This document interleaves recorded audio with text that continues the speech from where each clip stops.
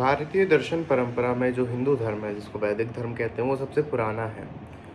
और कोई चीज़ जितनी पुरानी होती है, तो उसकी प्रोबेबिलिटी डिस्टॉर्शन की बहुत ज़्यादा होती है कि आपको वो धर्म तो मिल जाएगा, पर हो सकता है वो बहुत ज़्यादा डिस्टॉर्टेड हो। और जब वो शुरू हुआ था, तब उसका चेहरा कुछ और होगा, आज उसका चेहरा कुछ और है। पर हमारा धर्म यानी कि वैदिक धर्म ऐसा धर्म है जिसको समझने के लिए 6 दर्शन ही आए हैं। 6 दर्शनों ने अपने अपने अनुसार वैदिक धर्म की व्याख्या करी है। और हमारा धर्म सच में ही जो है वेदांत से कहा जाए तो प्रेरित है। वेदांत ही हमारा दर्शन है, हमारा धर्म है। तो वेदांत जो है वो उच्चतम जो है हमारी दर्शन पृष्ठभूमि है। तो कैसे समझा जाए वैदिक धर्म को? क्या वैदिक धर्म को समझने की जो है एक पाथ होना चाहिए? कैसे हम वैदिक धर्म को अच्छे से समझ सकते हैं और फिर हम जान सकते हैं कि असल में वैदिक धर्म क्या है, और क्या हमें मानना है, समझना है, जानना है, क्या हमें नहीं मानना, नहीं समझना, नहीं जानना है।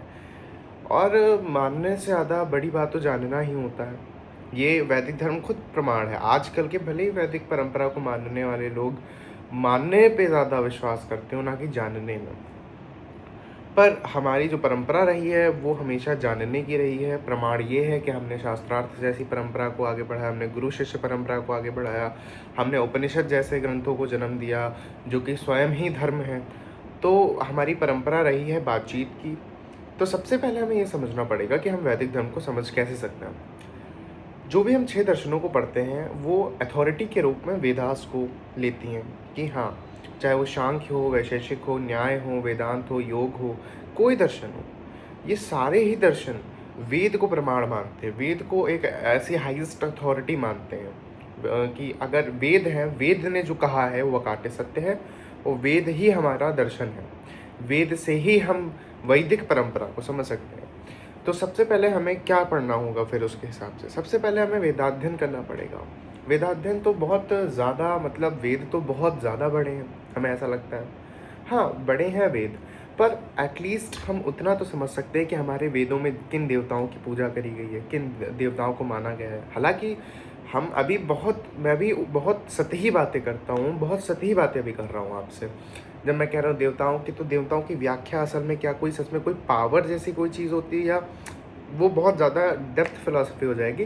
बट अभी हम ट्राई कर रहे हैं कि हम वैदिक धर्म को अध्ययन कैसे कर सकते हैं।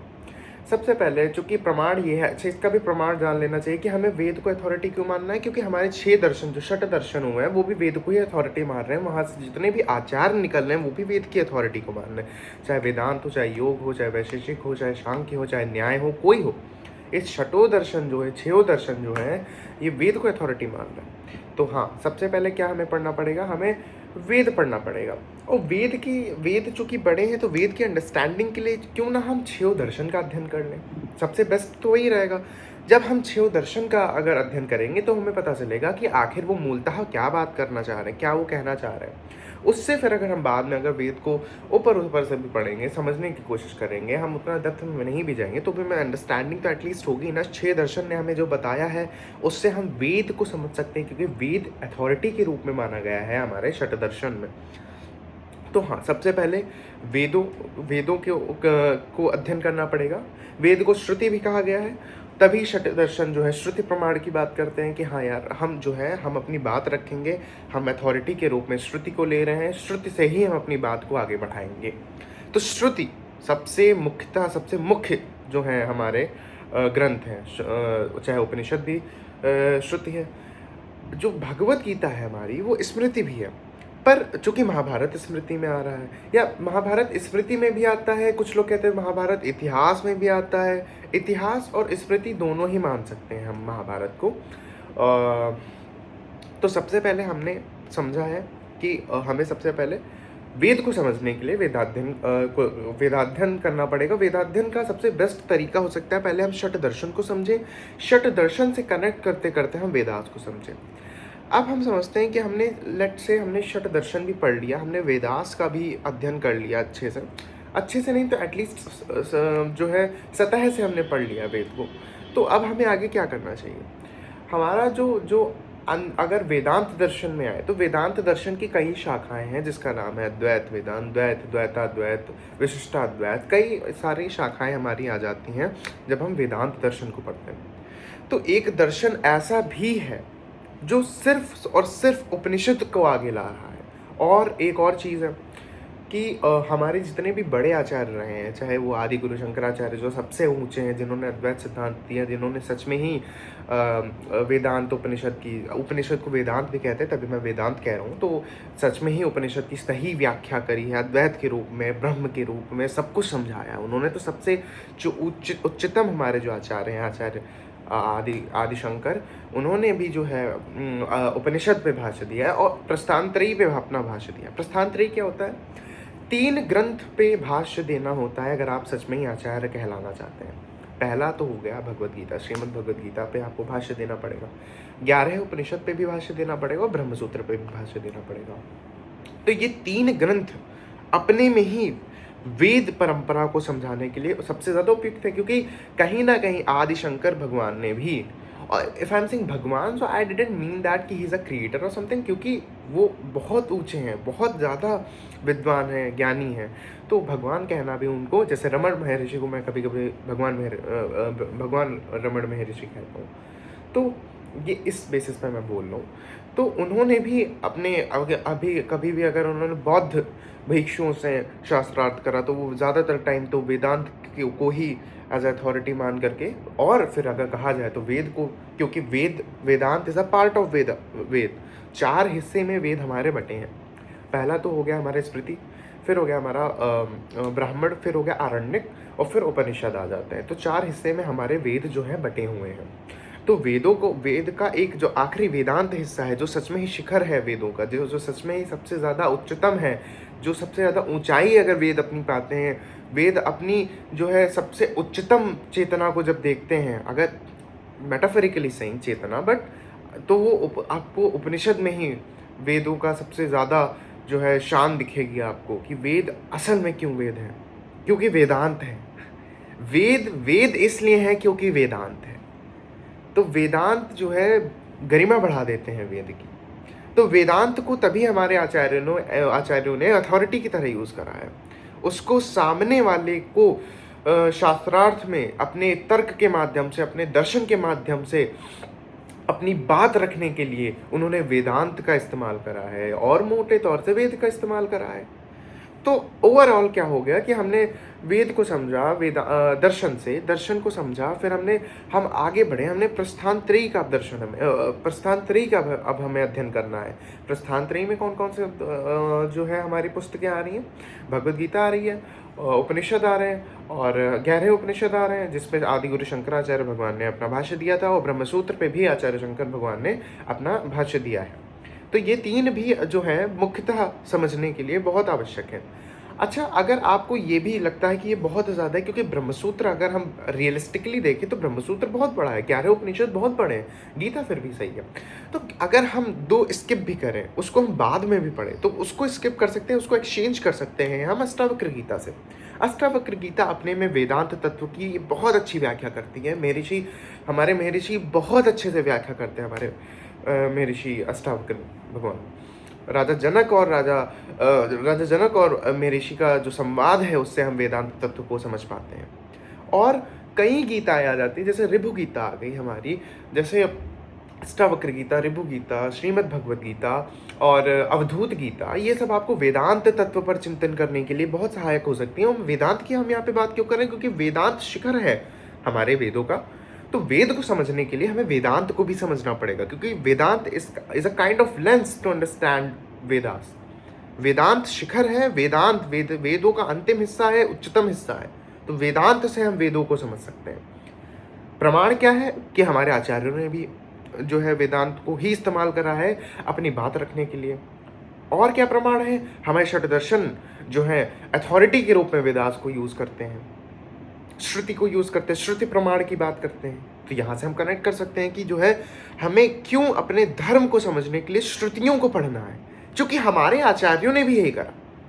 हमारे आचार्य भी अगर किसी स्थल पर जा रहे हैं तो हाथ में गीता रखते हैं, वो हाथ में अपने उपनिषद रखते हैं। बृहदारण्यक उपनिषद उनके हाथ में है, छांदोग्य उपनिषद उनके हाथ में है, ब्रह्मसूत्र उनके हाथ में है, तो जाके वो अपनी बात रख रहे हैं वहाँ पे, क्योंकि वो उसको अथॉरिटी मान रहे हैं। और है भी हिस्टोरिकली प्रूवन कि ऋग्वेद सबसे पुराना है। हमारे जितने भी महर्षि रहे हैं उन्होंने वेद के बारे में बात करी है, उन्होंने उपनिषद का चिंतन करा है। और कई कई उपनिषद है, भगवान राम का भी उपनिषद है। तो उपनिषद की अथॉरिटी अपने में सबसे हाईएस्ट है। क्यों? क्योंकि वेद है। तो आप समझ पा रहे होंगे कि सबसे पहले हमें अगर अध्ययन शुरू करना है तो हमें पहले शठ दर्शन को समझना चाहिए। शठ दर्शन से हमें वेद की अंडरस्टैंडिंग बिल्ड करनी चाहिए। पहले हमें पता तो होना चाहिए शठ दर्शन वेद क्यों इतने इंपॉर्टेंट है, वेद की इंपॉर्टेंस क्या है, वेद को अथॉरिटी क्यों मान रहे हैं, अथॉरिटी कौन मान रहा है। अथॉरिटी तो हमारे शठ दर्शन के जितने महर्षि हैं वो मान रहे हैं ना, तो उनकी बात पहले समझनी पड़ेगी, तब हम वेद की तरफ बढ़े तो हमें समझ में आएगा कि हाँ यार वेद क्यों जरूरी है, वेद की आवश्यकता क्यों है इतनी। फिर अगर हमने ये समझा तब हम प्रस्थानत्रयी के भी ग्रंथ पढ़ सकते हैं। प्रस्थानत्रयी में अगर हम गीता को ही खाली अध्ययन करें और बाकी दो स्किप करें, जैसे उपनिषद को हम अभी के लिए स्किप कर देते हैं, क्योंकि अगर उपनिषद अपने में बहुत ज़्यादा वास्ट है, बहुत ज़्यादा बड़े हैं, तो हमें उसकी अंडरस्टैंडिंग बाद में शिफ्ट करके हम पहले ऋभु गीता से शुरू कर देते हैं। हम सबसे जो मैं बेसिक ग्रंथ मानता हूँ वेदांत तत्व को समझने के लिए, वो मैं मानता हूँ श्रृंगार षटकम, जो राजा भर्तृहरि ने रचा है सॉरी। तो सबसे बेस्ट जो अगर हो सकता है गीता तो है ही। अब जो दो ग्रंथ मैंने छोड़े हैं जो आपको बाद में दिन में, उसमें आपके पास कई ऑप्शन है। ऋभु गीता, भगवत गीता तो है ही इटसेल्फ, ऋभु गीता हो गई, अवधूत गीता हो गई, अष्टावक्र गीता हो गई, और सबसे जो बेस्ट मैं किताब रेकमेंड करूंगा वो है श्रृंगार षटकम। इतनी पतली सी पुस्तक है, मेरे पास रखी भी है, मैं अभी चूंकि पता नहीं मुझे कहाँ रखी है, बट मैंने अध्ययन कर रखा है, तो मैं जानता हूँ कि वेदांत बहुत बहुत आसानी से वेदांत को समझाया है भर्तृहरि महाराज ने। तो आज की वीडियो में हमने समझने की कोशिश करी है कि हम सच में ही, अगर हम सच में ही पढ़ना चाहते हैं वैदिक धर्म को, अगर हम सच में ही चाहते हैं कि हम एक अंडरस्टैंडिंग रखें वैदिक धर्म को समझने की, तो यही ही एकमात्र श्रृंखला है जो प्रमाणिक है। और प्रमाण मैंने आपको वीडियो में ज़रूर दिए, आप वापस से इस वीडियो को ज़रूर देखिए। आवश्यक है, समझना ज़रूरी है, पर एक ढंग से समझना ज़रूरी है कि असल में हमारे आचार्य, हमारे महर्षि, हमारे संतजन, हमारे जो है साधुजन कैसे समझते हैं वेद को, कैसे समझते हैं उपनिषद को, क्यों समझते हैं उपनिषद को, क्यों समझते हैं वेद को, ये जानना आवश्यक है। अंधा थोड़ी हो जाना है कि वेद वेद वेद क्यों क्यों जरूरी है, ये पूछना आवश्यक है। वेद की इंपॉर्टेंस क्यों है ये पूछना, लोग वेद बहुत इंपॉर्टेंट है, वेद ये है, वेद, अरे क्यों है। मैं एक व्यक्ति हूँ जिसको जो रैंडमली जन्म पाया है वैदिक धर्म में। अब मुझे बताओ कि भाई मैं क्यों मान लूँ वेद को, क्यों मानूँ मैं वेद को। मैंने तो शुरू में नहीं माना था, मैंने जाना तब मैंने समझा, तब मैंने एक्सेप्ट करी अथॉरिटी वेदास की, तब मैंने एक्सेप्ट करा ना। अभी अगर मैं बिना समझे जाने मैं बस खाली अथॉरिटी को एक्सेप्ट कर लेता क्योंकि लोगों ने करा, डजंट मेक एनी सेंस। ये भी मैं 50% बता रहा हूँ आपको कि 50% अथॉरिटी तब क्लियर होगी जब आप दर्शन पढ़ोगे, चिंतन करेंगे, तब वो 50% कंप्लीट होगी, वरना फिर आप बिलीवर ही हो जाएंगे। और मैं बिलीफ सिस्टम के बहुत खिलाफ हूँ, मेरी सारी वीडियोज़ पर मैं बिलीफ सिस्टम के अगेंस्ट में हूँ। बिलीफ सिस्टम पे बिल्कुल ये सबसे घटिया आइडियोलॉजी होती है। मैं अगर वेद प्रमाण मान लूँ, मैं यूं ही नहीं मानूंगा, मैं साइंटिफिक टेम्परामेंट से उस चीज़ को समझूंगा। और साइंटिफिक टेम्परामेंट का साइंटिफिक फिनोमिना से कोई लेना देना नहीं है। It's a kind of approach to understand any specific domain. तो इसी से हमने ये समझने की कोशिश करा इस वीडियो के माध्यम से कि हम कैसे अपने धर्म को समझ सकते हैं, अपने धर्म के विज्ञान को समझ सकते हैं। विज्ञान नॉट इन दैट सेंस, विज्ञान इन द सेंस कॉन्शियसनेस, विज्ञान नॉट साइंस। तो यही था आज का वीडियो। इस चैनल के माध्यम से मैं दर्शन को बढ़ा रहा हूँ, इस चैनल के माध्यम से मैं दर्शन की बातें कर रहा हूँ। तो अगर आपको दर्शन में किसी भी शाखा में इंटरेस्ट है, चाहे वो वेस्टर्न फिलोसफी हो गई, इंडियन फिलोसफी हो गई, तो आप मेरे चैनल की बाकी भी वीडियोस देख सकते हैं। 85 से भी ज़्यादा मैंने वीडियोस कवर कर रखी हैं इस चैनल पे। तो अगर आपको इंटरेस्ट है फिलोसफी को समझने के लिए, दर्शन को समझने के लिए, किसी स्पेसिफिक दार्शनिक को समझने के लिए, तो मैंने सारे ही लगभग कवर करके रखे जो सच में जिनकी ज़्यादा चर्चा होती है समाज में। बाकी आगे भी वीडियोस आएंगी जो सबसे अंडररेटेड फिलोसफर्स होंगे। तो ये था आज का video. Thank you so much for watching.